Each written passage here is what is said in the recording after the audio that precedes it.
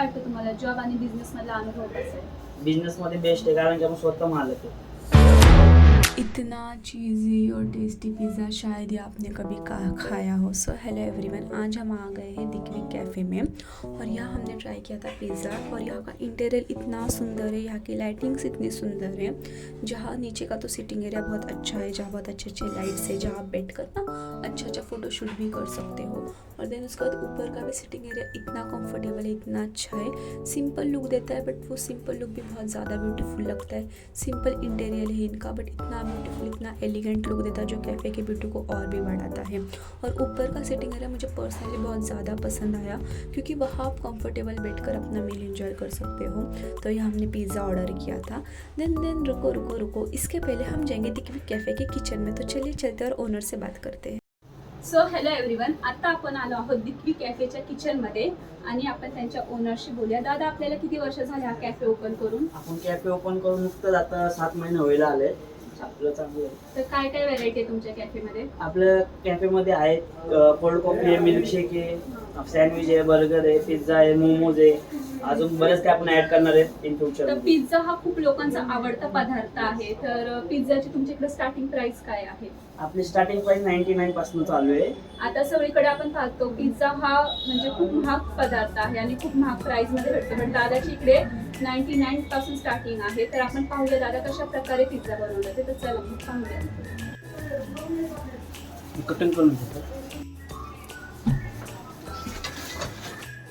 काय काय दादा ह्याच्यामध्ये? पेरी पेरी मसाला आणि थोडे आपले मसाले ऍड केले आणि आपण मॅरिनेशन करतोय.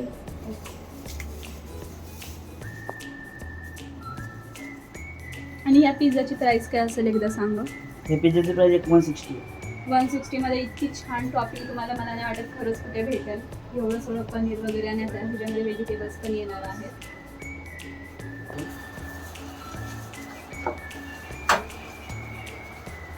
असे टॉपिंग्स आहेत.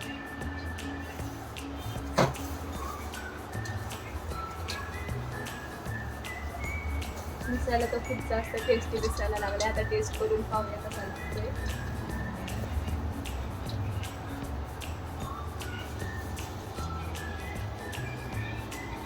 चीज बर्गर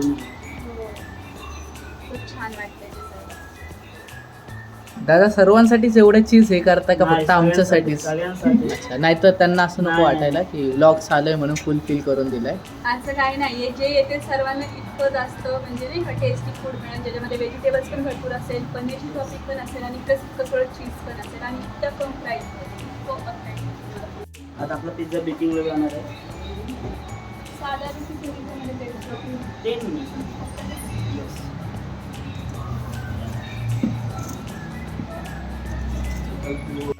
तर आता शेवटचा प्रश्न, तुम्हाला काय वाटतं तुम्हाला जीवनात किती संघर्ष करावा लागला? म्हणजे थोडक्यात म्हणायला गेलं की संघर्ष नाही, पण मला आवड होती म्हणून मी ह्याच्यामध्ये आलो. आणि कसं आहे, आता जे कोणी पण येत नाही या फील्डमध्ये, कसं की आज धंदा आहे उद्या नाही आहे, आज होणार तर एकदमच होणार. म्हणून मला आवड होती आणि मला जॉब पण करायचं नव्हतं. एक थोडक्यात म्हणायला गेलं की आणि मला बिझनेसच करायचं होतं. काय वाटतं तुम्हाला जॉब आणि बिझनेस मधला अनुभव कसा आहे? बिझनेसमध्ये बेस्ट आहे, कारण की आपण स्वतः मालक आहे.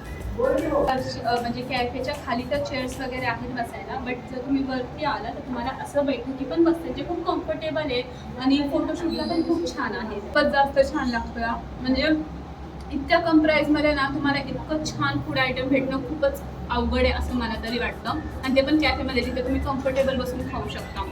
सो नक्की या कैफेला भेट द्या. और जाने से पहले हमने ट्राई किया ये इतना टेस्टी चॉकलेटी सैंडविच, जिसमें बहुत सारा चॉकलेट सिरप ऐड किया गया था और बहुत ही ज़्यादा यमी लग रहा था. क्या आपको भी स्वीट खाने की क्रेविंग होती है? मेरी तरफ मुझे तो बहुत ज़्यादा क्रेविंग होती, तो आप ये चॉकलेट सैंडविच ज़रूर ट्राई कर सकते हैं, जो बहुत ही ज़्यादा यमी था, बहुत ही ज़्यादा टेस्टी था और खाने में बहुत ही ज़्यादा यमी लग रहा था.